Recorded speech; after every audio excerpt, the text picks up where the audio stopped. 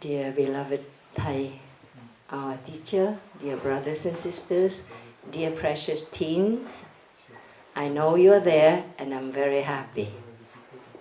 I'm Sister D. I often volunteer to work with teens, and you are very precious to me, even though many of you, I just meet you for the first time. So I'd like to start with sharing with you a story. And it's in the same spirit as when you go to a new space, what can you do? Very often we feel quite vulnerable, especially being teens. You know, your body is growing up so fast. Sometimes you're not even sure where your hands are, your feet are, and you can feel quite awkward, right? You move around and you can bump into things. And so we can feel quite awkward, clumsy, and vulnerable.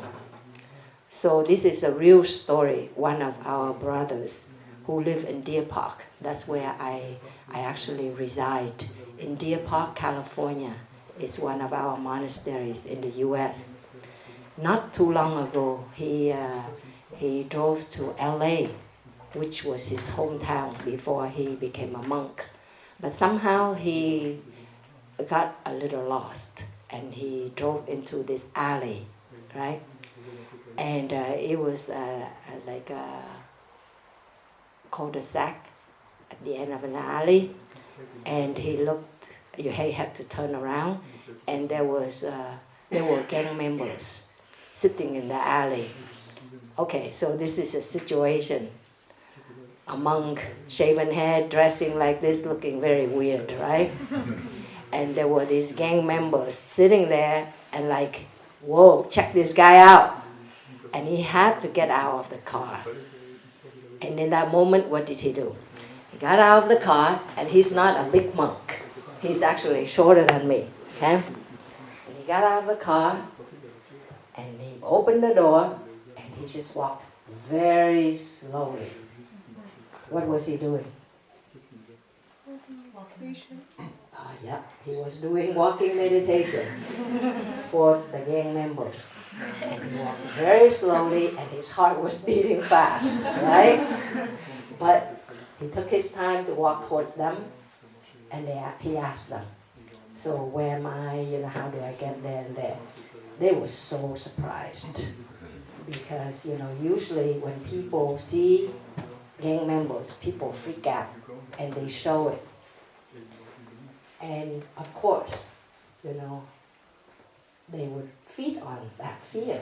When you feel somebody is fearful, you can sense it. But this brother was doing walking meditation, so these guys really believed he knew some kind of martial arts. Exactly. They were impressed. So they exchanged back and forth. And actually, they really respected him. And he actually sat down on the sidewalk talking with them for a while before he drove away. So this is to say, my dear, when you are in a space, familiar or unfamiliar, and you feel really out of your element, instead of freaking out or pretending that you are very strong, which people can see right through usually, you can actually come back to your breath. You can actually come back to your steps. And because in those moments when you are with your breathing, with your steps, your body and your mind are in oneness. Do you feel that when you're here in the monastery? You feel when people are mindful, calm? Do you feel some power from them? It's real power. And you have that power, you know? It helps you to be calm, stable, steady, and you have dignity in yourself. Your heart can be beating very fast, but you breathe and you can calm down your respiratory rate, you can calm down your heart rate, you can calm down the racing thoughts in your mind. So that is a way that you can train to be. Whoever you are, wherever you are, know that you have a place in this world. Okay? Very often, especially now that you are teenagers, you will feel like, I don't belong anywhere. I'm nobody. I'm weird. I'm different. Yeah? I'm so small. I'm so scared. And when we feel like that, we will show it in the way our gaze, we kind of look, the eyes look all over, the hands are all over, the feet, you kind of step on your own feet, The body shows that insecurity. It shows that uncertainty. And suddenly we become victims to our own fear and anxiety. And that also puts us as victims to those who don't have good intentions. You see? And so train yourselves in your daily life to come back to your breath, to come back to your body, to walk a little slower, a little more mindful and deliberate. Then you feel more in charge, more in control of your own body, of your own thoughts and feelings. Okay? So just left foot, right foot, you walk like that. If you're so nervous, like you don't go to bars yet, do you? Good. Then you go into a bar, and people are talking, laughing, dancing. You feel so out of place, like you are so uncool, right? Guess what? If you just walk in a bar or a classroom, anywhere, if you just take your time to walk, and then you sit down, and you breathe, and you look around, they think you know something. And you do. You know yourself. You know your own breathing. You know your own body. You know whether that place is safe or not. Whether you should be there or not. Because unfortunate things happen when you are not aware, when you are not mindful. And we get ourselves into a place that we shouldn't be. Okay? At a time when we shouldn't be. And that's why bad things can happen to us. Yeah? So to be mindful is to take good care of ourselves, to protect ourselves. This is the Chinese word character for walking. Okay. For walking. This character right here, left foot. This character right here, it means right foot. Isn't that wonderful? Walking, left foot, right foot. Left foot, right foot. If you only do that, you anchor your mind in your steps. You're not thinking of anything else. In that moment, your thoughts are not flying in all directions. Your thoughts are with your steps, are with your breath. And thus, there is an energy of calmness, stability, dignity in you, in your way of being. Okay? Today I would like to share with you about the 3 powers that the Buddha taught about. It's important to learn about these 3 powers because many of us young people feel powerless. We feel helpless. We feel so vulnerable and confused.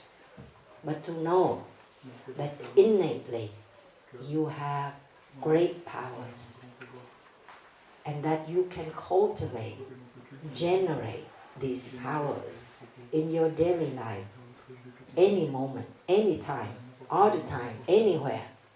That is very empowering, right? So, the 3 powers.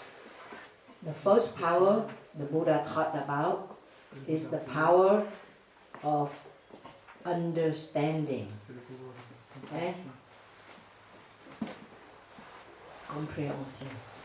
The power of understanding. Do you know that as teenagers, your brain is going through massive changes? Yeah? You've learned about neurons? Yeah? Okay. So let's say a neuron. That's a cell body, okay, with a nucleus in here. And it has an axon. Yeah? And it has some dendrites. Have you seen these pictures before? Yeah? Huh? So that's what we call a neuron. A cell body, an axon, and it sends electrical impulses down. Okay? Electrical impulses down here. And then at these dendrites, it will release neurotransmitters,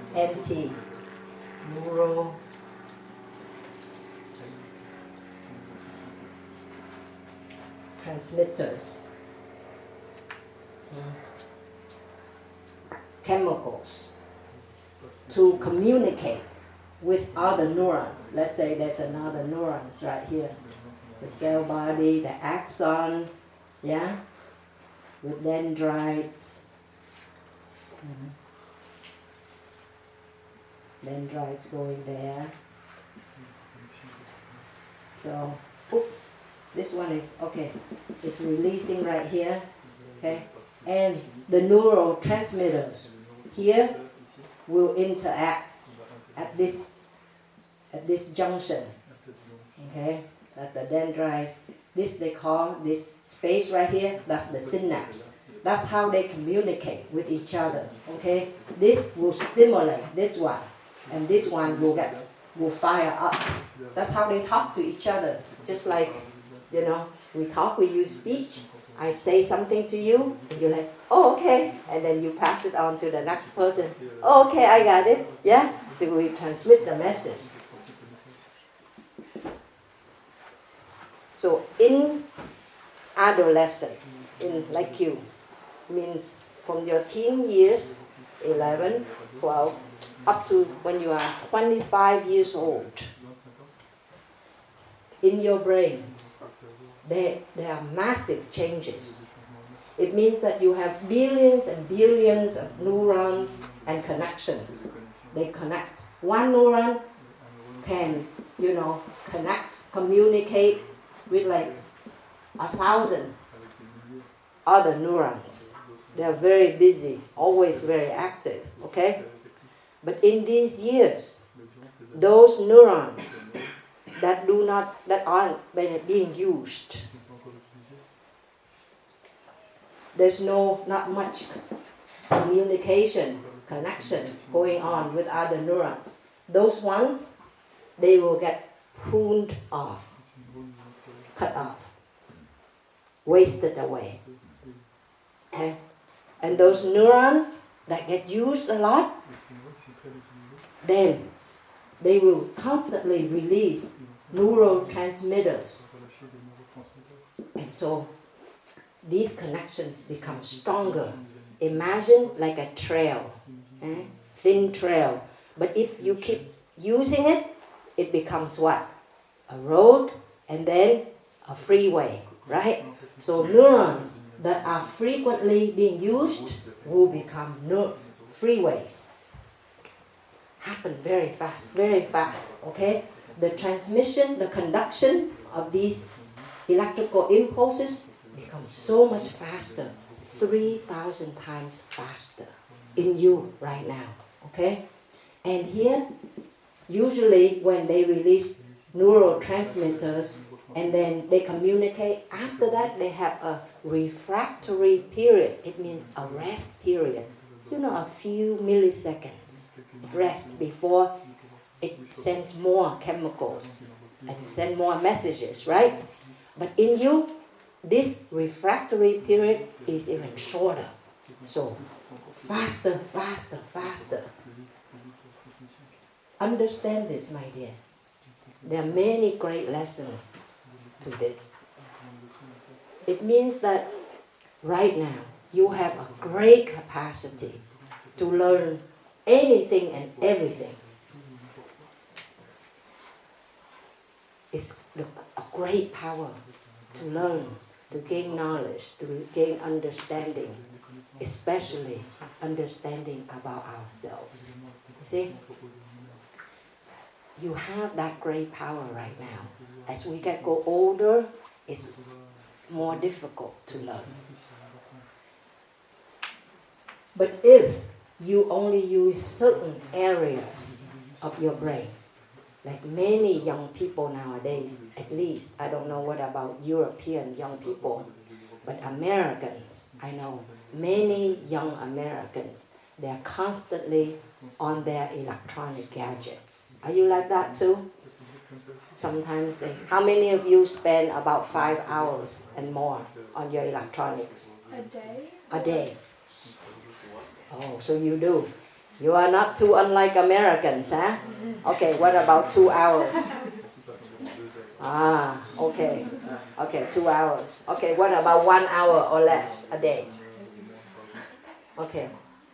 Okay, what about the last few days when you are in Plum Village? How many hours do you spend on your electronics a day? 0. Okay. Now, when you spend 1 hour, 2 hours, 5 hours on your electronic gadgets, certain parts of your brain are being rehearsed, being used, being strengthened. Okay? Like all your motor skills. Yeah? And you are like taking in certain kinds of information, all that going in. But as certain parts of your brain are strengthened, are developed, the rest of your brain, all the neurons are just pretty much fading away. If you do not play sports, okay? If you do not go outdoors and use your body, if you learned music when you were little and now you're not using those skills, you're not, playing music, you are not reading, you're not learning a language, guess what? All those areas, the neurons just kind of quiet down and they just fade away. They get pruned off. Okay? Are you aware of those choices you are making? If you spend many hours on your electronics, you should understand that you are choosing, whether you are aware or not, to train yourself to become a computer. Because your brain is molding itself, changing itself, and it becomes like an extension of the computer. Okay? And that is why many young people nowadays are very, they don't know how to play volleyball, don't know how to play basketball, don't know how to swim, don't know how to even interact with other human beings, because our sports skills, our social skills are just kind of withering away. Okay? We are social beings. interactions with the other human beings, yeah, with situations, with trees, with animals, with all those elements in life, help us mold our brain. Our brain changes according to the stimulation outside. Okay? So the interaction between the outer world and our inner world helps shape our brain, shape our personality, shape our destiny. Okay? But if we become so limited, we only use a very certain specific parts of our brain and neglect the rest of it, then know that we are becoming that. Okay? The Buddha taught this 2,600 years ago. He was already aware of this. Actions, behaviors, okay? When they are repeated, what do they become? Habits. That's why it's called. Yep.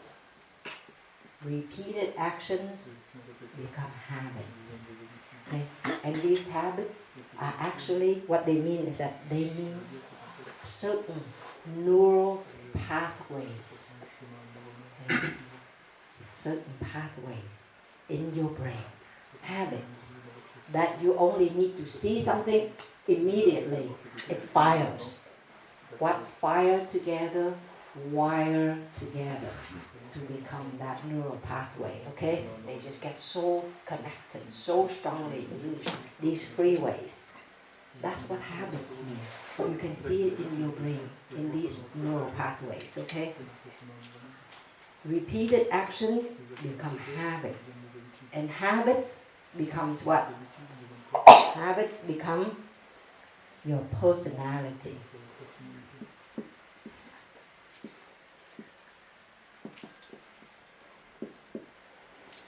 Your personality.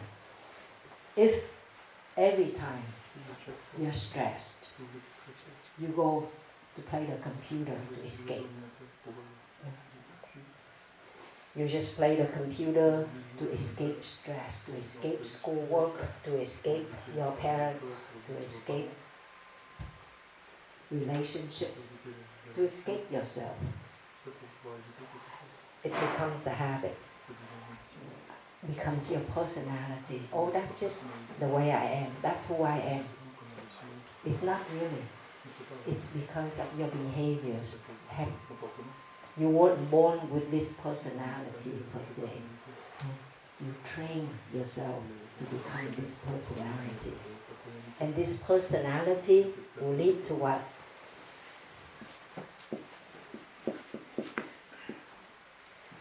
To our destiny. So destiny is not something that was predetermined, like a God or a Buddha would sit up there in the sky and write down, oh Amelia, you will be like this. Yeah, you will marry this person, you will do this and you will die at a certain age. It's not like that. Destiny is what we are writing. Is that we are forming, choosing every moment, right here and right now. Okay? I have worked with so many young people. I shared with the young women 2 nights ago.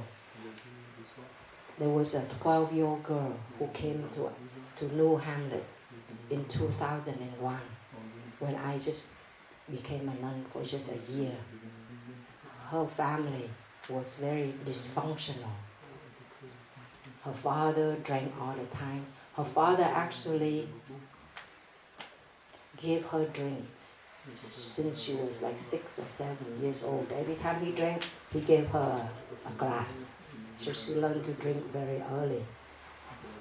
He had problems, so he didn't go to work at all. As she was growing up, she never saw her father going to work. Her mother worked very hard. So she was so angry at her father for being that way. And she was so angry at her mother for being that way. She felt her mother was so weak, she couldn't stand up for herself, you know. So what did she do? She joined a gang. At the age of 11, I think. You know, in a gang, they drank, they do all sorts of things. So one night, she was drinking, and she woke up, and she saw herself all naked, and she was raped while she was very drunk. So when she came to us at the age of 12, she was just broken in so many different ways. She stayed with us for 3 months. And one day, a sister said to her, she looked at her and she said, you know, I think you will die when you are 17 or 18 years old. And you will die a very violent death. And this young girl, she ran back to the room because I was staying in the same room with her, taking care of her because she was a minor, you know. She cried so hard and she said, Đẳng Nghiêm. This sister told me I'll die when I'm 18 of a very violent death. And she was crying and I held her really tight, you know, and I cried with her. And I thought to myself, if she continued to live a life recklessly like that, she would die of a violent death. That was her destiny. It was clear to me. The Buddha was known as somebody who could look at somebody else and tell the destiny of that person. And it's understood like a miraculous power. But actually, through my 22 years being a nun, as I learned to examine my own actions and habits and personality, I've also gained a capacity to look at somebody and know what is the destiny of that person. And it's not really a miraculous power, you know, something like, you just look at a person's actions and habits, and you kind of know where it's taking that person. Does it make sense to you? Yeah? If you drink every day, okay, what will you become? Most likely an alcoholic, right? And what will your marriage, your relationship will be? Most likely dysfunctional. And what your children will be? Most likely neglected, abandoned, abused, broken, right? I mean, you can tell a person's destiny and their children if we just stop and look. And so in that way, when that young girl told me that, I held her for a long time and then I said to her, I said, my child, you'll be okay because now you know the path. You know how to practice to take care of yourself. You've learned about sitting meditation. You can sit when you have strong feelings. You can do walking meditation to embrace your strong feelings, your sadness, your anger, your fear. You know, you learn to be there for yourself so you can change your destiny. You'll be okay if you stay with the practice. And thankfully she did. Thankfully she did. And she didn't die at the age of 17 or 18. Now she's about to turn 34. Okay? And she comes to Deer Park to visit me every so often. She works for Amazon as a manager. And every time when she has an assignment in San Diego, she'll stop by Deer Park to visit me. So you see, a young girl changed her destiny. Her parents didn't change so much, but she changed it for herself. Okay? So let us listen to one sound of the bell and touch that deep power in us, the power of understanding, of our own power. What we are choosing every moment will affect habits, our personality, and thus our destiny. So therefore, may we choose with awareness. May we choose with wisdom.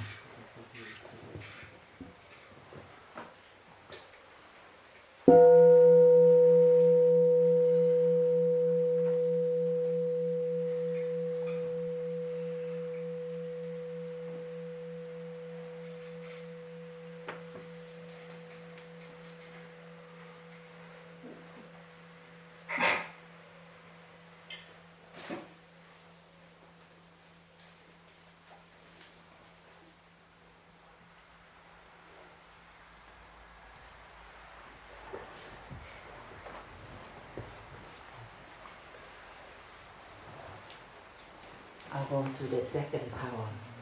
What is the first power? Power of understanding. Wonderful. What are the chemicals that the neurons release? Neurotransmitters. Can you name some neurotransmitters that you are aware of? Some names?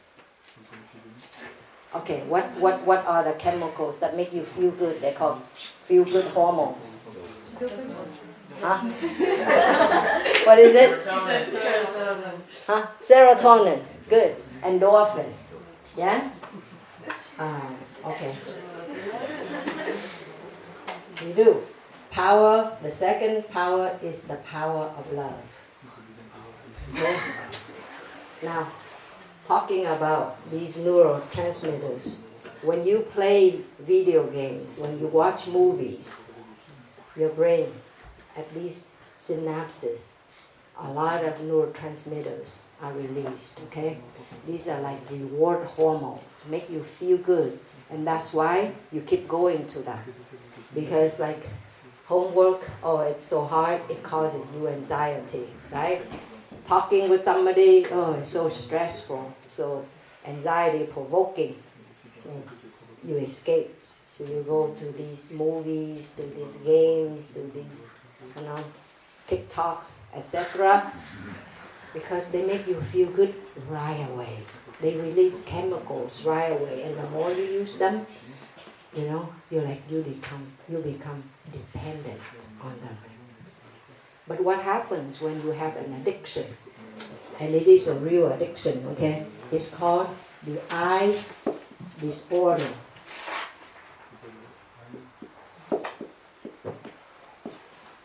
Or internet addiction disorder, IAD, literally, electronics, eye disorders, okay? As with all addictions, to, heroin, to cocaine, to psychedelics, to marijuana, to electronics, they work exactly the same way. They will release these feel-good chemicals, right, in you. But then your body will develop a tolerance. It means for you to feel good at that level, now you need stronger stimulation in order for the same amount of neurotransmitters to be released. And so that's what happens when you become addicted and then you develop a tolerance. Then you will, if you play video games, the games have to be more aggressive. More high speed will be like more thrilling for you to get the same amount. Okay? Just like people who need to drink coffee in the morning to be awake. Then they develop tolerance also, so they need more concentrated coffee. But what happens is when you don't have it, you feel, okay, I won't say a bad word, you feel bad. You feel really bad. Yeah? So a person who doesn't need coffee in the morning, like me, I wake up, I don't drink coffee, I don't drink tea. So what I do is that I actually massage my face and massage my whole body. So that gets the blood circulation going. So that's what I do every morning. So in a way, I elicit my own, like serotonin, my own. I just escape the name of the neurotransmitter. Dopamine, or okay, dopamine. You can do that for yourself.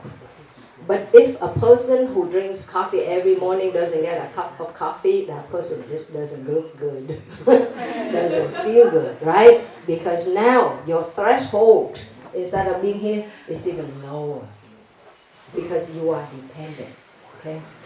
So if you don't get to your electronics, you're like, somebody is talking to you, and it's like time to go to your fix, to get your fix. Or you feel so sick. You can't even concentrate. Your attention span is so much shorter. And your anxiety level is a lot higher, than before. So the more dependent you are on something, the worse you feel without it.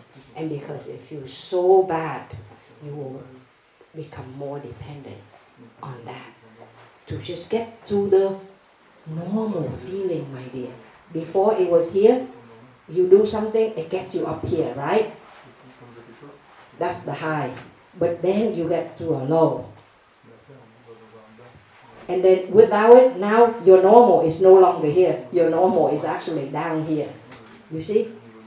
And it keeps going lower and lower. And you need stronger stimulation to just get up here.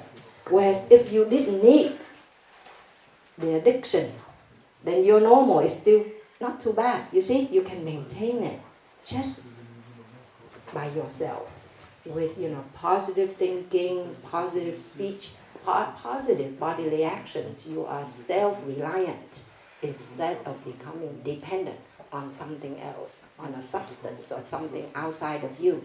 Does it make sense now? Yeah? So be aware of this and know that eye disorder, electronic, internet addiction is so prevalent now in our society. It's socially acceptable because everybody is doing it, but it is hurting your brain. You only develop a very small part of your brain and you neglect everything. And you cannot be a whole person, a happy person, a productive person in your life, in the world, if you only develop a very small part of your brain. Okay? This understanding helps you to take good care of yourself. And that is the power of love. Okay? When we understand something, when we understand ourselves, we will be more mindful and we will be more careful of what we are choosing, how we are choosing, so that we can care for ourselves better. All of you, as you going through this adolescent period and becoming an adult, all of you will inevitably seek somebody to love.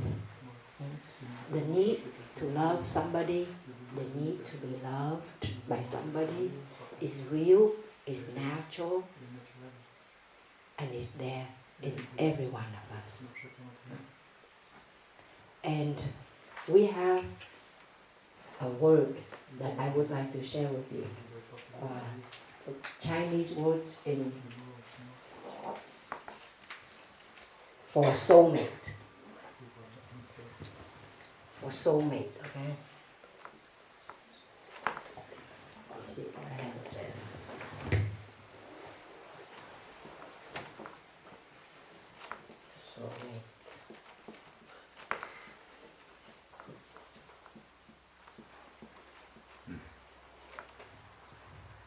Chinese characters for soulmate. Tri, Kỷ. I see some of you are very distracted.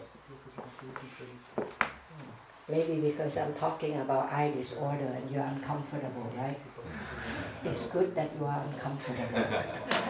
But you can breathe and be still, okay? soulmate. Tri kỷ. Can somebody tell me what's your idea of a soulmate? What's a soulmate? Huh? Soul and mate. Soul and mate. Okay, can you be more explicit? What does it mean? If you're looking for a soulmate, what are you looking in that person? What are you looking for? I don't know. Okay, don't know. Yes, God? Like two souls that are compatible. Okay, two souls that are compatible. In which sense, God? Hmm? What are you wishing for? If you're looking for a soulmate. Go ahead. I don't know. Oh, no. Yes, my dear. That you have good chemistry and trust, and you can be with the other person like Okay. for the rest of your life. Okay, have good chemistry, have trust that you can be with a person for the rest of your life. Yes, You can take care of them. you can take care of them. Okay. Anything else? Okay, You can rely on them. you can rely on them. Wonderful. So remember these ones, okay? Because sometimes as young people, you're like, God, she looks good. That's my love. Whoa, check that guy out. I'm in love. It has nothing to do with trust. It has nothing to do with reliance.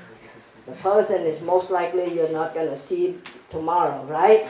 And yet you just entrust your heart in that person. Just upon just the outer look, that moment. And when you see that person the next day, haven't brushed their teeth, horrible. Can I tell you a funny story? It's a real story, right? So, this long-term practitioner, she's like almost 80. She told me she had a really good friend, this American woman, also almost in her 80s. She actually rented out her house to move in with her boyfriend. And then so this practitioner asked her, are you sure about this? Oh yes, I'm sure. He's my love. He's my soulmate. A few months later, they saw each other. She moved back to her house already, that woman. And so this practitioner asked her, so what happened? You know what she said? She said, oh my God, I woke up in the morning and he didn't have his denture on. I thought he was ugly, but he was so ugly I couldn't bear it. Yeah, you know that, right? So this is somebody who's like in almost her 80s and still fell for it. Laugh, have a good laugh. And then learn from it, my dear. So, she never learned this, but you are lucky because you are learning this. Tri kỷ. Tri means to remember, to know, to master. That's what tri means, okay? And kỷ means oneself. A soulmate is one who knows himself, herself, themselves. A soulmate is one who remembers themselves. A soulmate is one who can take care, who can master of their feelings, their thoughts, their body. Okay, my dear ones. No, you can sacrifice. Come over here.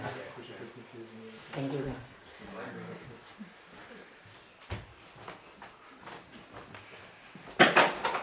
I know he's gonna need to learn to be his own soulmate.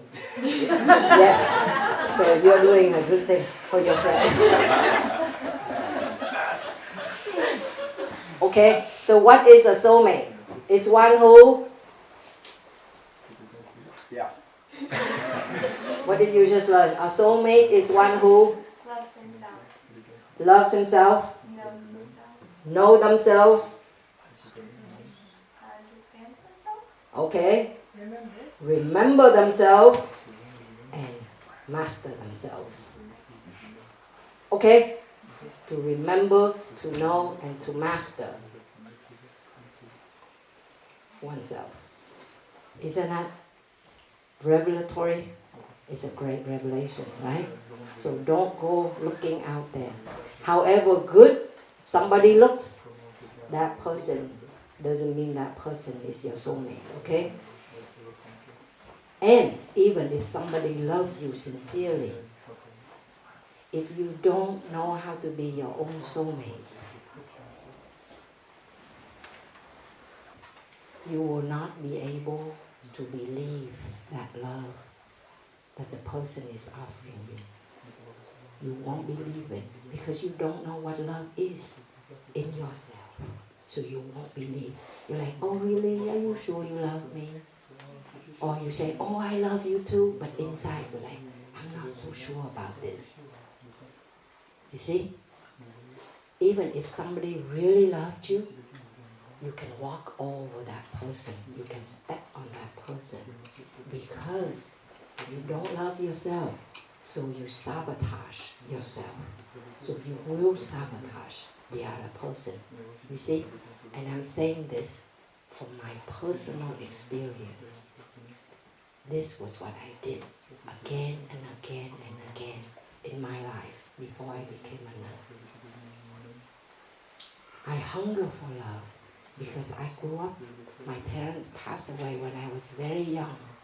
So I didn't have parents raising me, you know.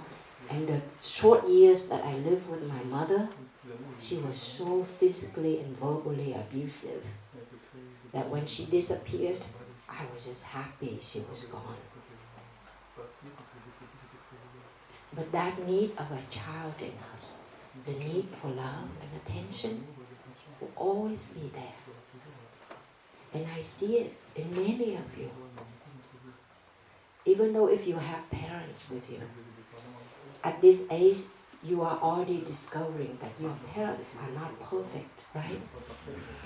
When we were children, we always saw our parents were gods and goddesses, that they were perfect. But as we grow older, we understand our parents have many limitations. They have their own negative behaviors, destructive habits, crazy personality. And some parents are just going to a very wrong destination. And that's very painful for us as young people to see that in our parents. And we carry the weight of their suffering in our hearts as well. You know? And I see young people, when we grow up without a stable home, without the consistent love from our parents, from our caregivers, we crave for it so badly. We just throw ourselves out there. Well, like, love me, you know, see me, you know, take me. We're so desperate that we'll just do anything to be accepted. There's a young girl, she told me, a teenager, she said, you know, Sister D, every time I have sex, I feel sick. I just want to vomit. But then I think there's something wrong with me. There must be something wrong with me. But she put herself through it again and again and again. Why? She just wants some guys to acknowledge her, to say that she exists, even though he mistreats her, even though her body feels so bad every time she goes through that experience. And her heart is broken again and again because, of course, there's no love there. And the body keeps the score. Every time you go through a sexual experience, every time you entrust your heart to somebody who doesn't know how to care for himself or herself, that person doesn't know how to love themselves, so that person will not know how to love you. And you don't know how to love yourself, so you will not know how to love that person. You will not accept, you will just do things that afterwards your body feels sick and your heart is just broken again and again. You feel so lonely and so lost, and yet then you go through another relationship again. It becomes like a game. It's like a motion, but you cannot stop going there. See? But at this age, if you learn that a soulmate is one who remembers oneself, that you remember yourself, that you learn to know yourself, that you learn to take care of yourself, that you don't have to put yourself through such such painful experiences like that. That you actually learn to respect your body, to choose where you want to be, whom you want to be with, what you want to do, and you have the power to say no. Every point along the way, when you are not comfortable, you say, I'm sorry, I'm not comfortable with this, I'm not ready for this. And not only young women, young men also feel pressured. When we have teen camp in Deer Park Monastery in the US, many young teen men would share. They say, we feel pressured to be macho. Macho is like, to puff up. Yeah? We feel pressured to have sex, to be like, a kid on the block, like, to be cool. Even though, there were those who didn't want to be that way. They just wanted to play sports, they just wanted to learn music, they just wanted, to be with friends. But they felt pressured to perform, to be a certain way. And by being, not being yourself, not being in your own body, in your own element, you do what you feel pressure to do, you also compromise a lot of yourself. And the things that you do that you don't like, but if you keep doing it, it can also become a dependency, an addiction, whether you choose it or not. You see, because a rehearsed behavior will become a habit and will become what you resort to, your personality, and thus your destiny. Okay? Let us breathe together.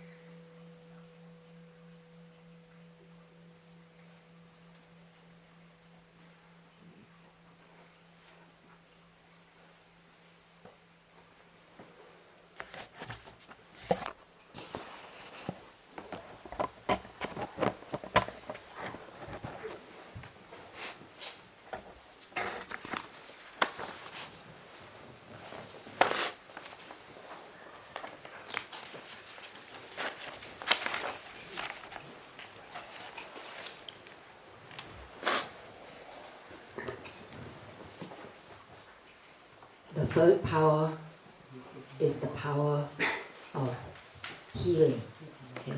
Of transforming your suffering and thus bringing healing to yourself.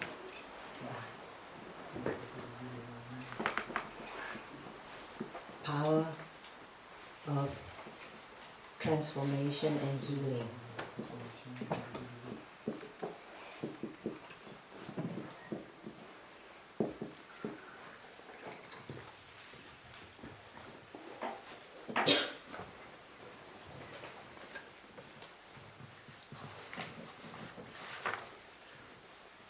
Young people and even adults who can be very successful, who can have many degrees, lots of money, high position in society, and yet we can feel so insecure.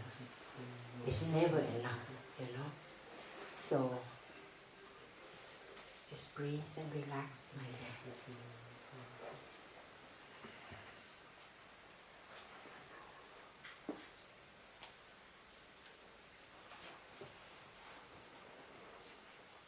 And in our teaching, there is a teaching that says, you are enough. No, tri túc. Remember the word tri? Tri means to remember, to know, to master. And túc means enough. Okay? This is the Chinese character for túc. You see? See this square? You know what it stands for? Like the mouth. Okay? This one, it stands for the body. Okay? The arm and two legs, kind of standing like this. You see? The mouth, the body, arm, and two legs. It means enough. Isn't that amazing?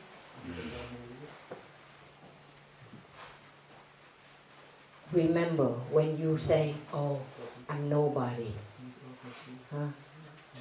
I'm no good, I don't deserve a place in this world, I'm weird, I'm awful. Remember this Chinese character. If you still have a head, okay, you can still have understanding. You have a body? You have a body right now? You have an arm? Just one arm even. Don't even have to have two arms. You got two legs? Then are you enough? Yes. Are you enough? Yes. Say it loud, go. Are you enough? Yes. Are you enough? Yes. Yes, you are enough. And you are more than enough. Okay? So it's not what you get more. Oh, if I get another degree. Oh, if I get a nice car. If I get some nice clothes. You know? If I get a girlfriend or a boyfriend, then I'll be enough. Nope. You never feel enough. You may feel enough for like a day or a few days. But then you feel impoverished over and over again. And then you try to get more. But if you can just remember, what do I have? Oh my gosh. Eyes that can still see, right? Teeth without denture, right? Yeah? Arms that can wave and dance, you know, feet that can jump, can swim, can do all sorts of things. Yeah? I still got one parent. I still got somebody, a good friend. I got myself, right? I got the practice. I got Plum Village. Then you realize you have more than enough conditions to be happy, that you are more than enough. Okay? And this will help you to transform and heal a lot of your complexes. Okay? Complex of inferiority. I am not good like her, like them. Complex of superiority. Some of us, you know, we always compare ourselves with others. And sometimes we even try to step on somebody else, bully somebody so that we feel big. But you know, someone who bullies is actually a very insecure person inside. Very insecure. That's why you try to look big and try to hurt other people to show that you are strong. But you learn, no, you don't need to do that. Because every time you hurt somebody, you hurt yourself. You hurt your own compassion. You hurt your own dignity. You see, we can always learn to be our own soulmate. Don't have to compare with anybody. And when we are our own soulmate, naturally we become a soulmate to other people. And that can help us transform a lot of pain and insecurity and restlessness in us. You see? And you know that your parents are inside of you. If you care for yourself, you are actually caring for your parents. Recently, I sat with a group of teenagers, and a 13-year-old teenager, he said, I blame myself for my mother's death. And I asked him, how is that so come? And he said, my mother died of cancer about 5 years ago, and I felt really bad. And then slowly it came to me, it was my fault that she died. And then another young person said, I blame myself for my father's death because he committed suicide. I mean, teens carry such heaviness in your hearts.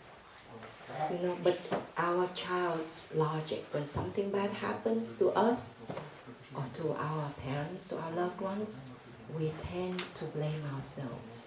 I must have caused something. It must be my fault to be this way, the way I am, or to bring misfortune to my family.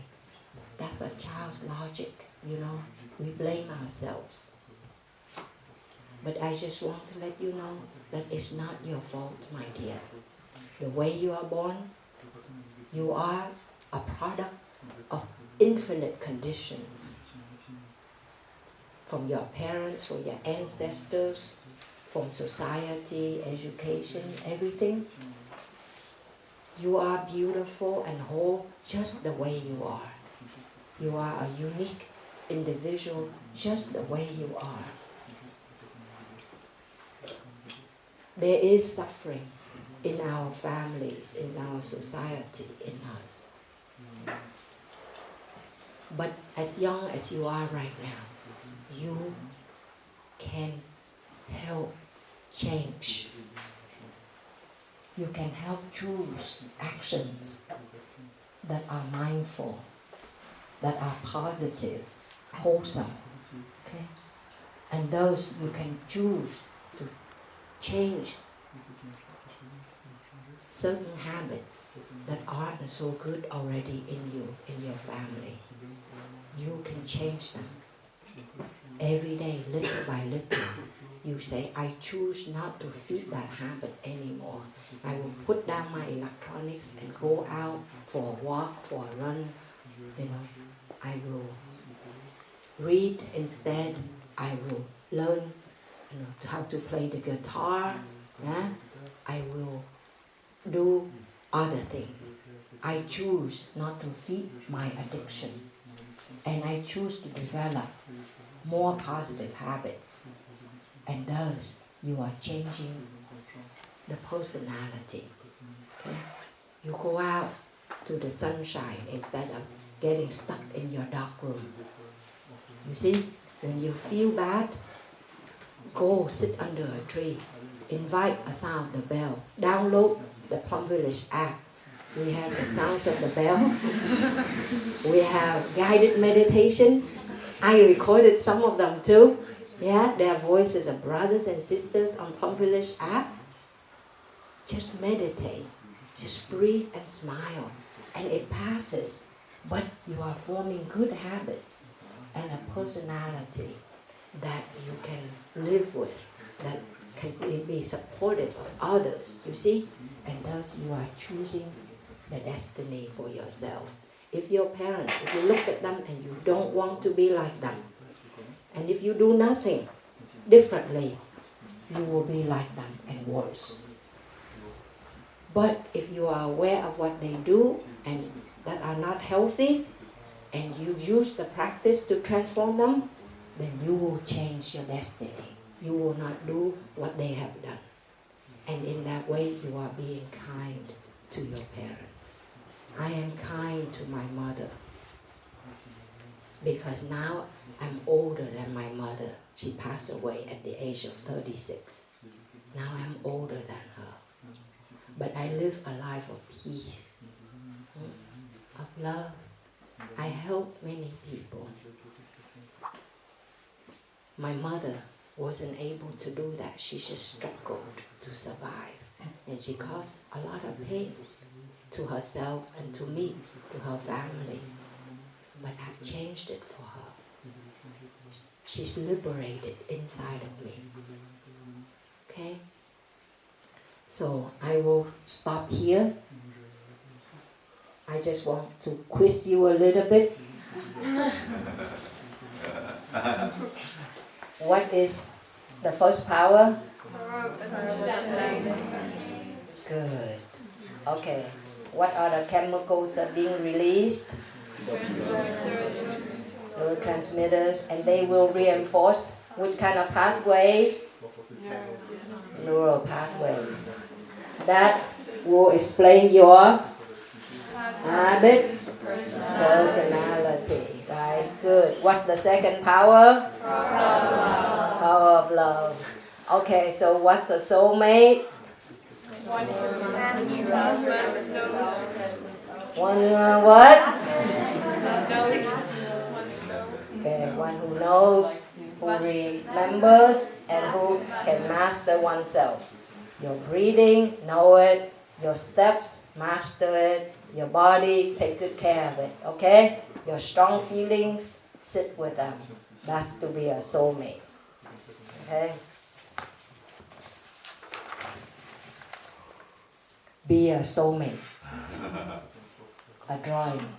A snake wrapping itself with its own tail. So you can wrap around yourself, okay? Even your bad habits. Yeah, hello my bad habits. Smile to it. Embrace it with your breathing, okay? Something about you that you don't like, be a soulmate to it. Don't reject it. Just embrace it. I know you're there, you're part of me. I'll take good care of you. Then you have self-acceptance, self-love, self-embrace, okay? As long as you still reject yourself, you cannot be happy. But if you embrace and accept, then you can always take better care and improve yourself. Okay? What's the third power? Yes, power of healing and transformation. And I have another great picture for you. This is a wonderful Japanese art. It's called kintsugi. Kintsugi. And you know, like when you have a nice bowl, a china bowl,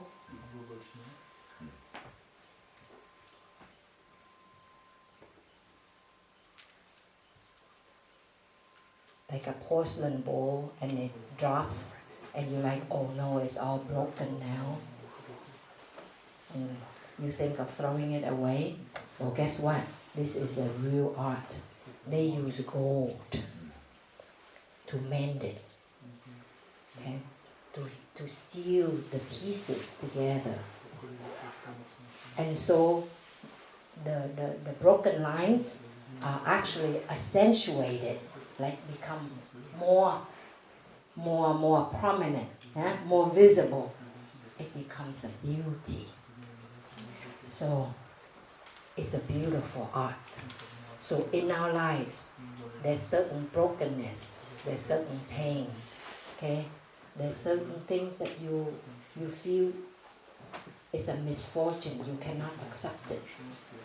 But you know what? Instead of rejecting that part of yourself, of your life, learn this art, my dear. Kintsugi. Use mindful breathing as your goal to heal it. Use mindful walking as your goal to embrace what is. Sit quietly and be your own soulmate, so that those broken pieces in your life are not wasted, thrown away, but actually they're sealed, held together with love, with respect, with dignity. You see that? It becomes a beautiful art. And brothers and sisters, Thai are teaching you this art. And please use it. Okay? Maybe you think you're too young to take this seriously, but whatever we teach you is there in you. We have planted these precious seeds in you. And use them. Use them every day if you can, little by little, so that they are strong in you. So when there are more difficult moments, if you have a good habit of coming back to your breath, going on walking meditation, sitting with yourself, just be still, be quiet.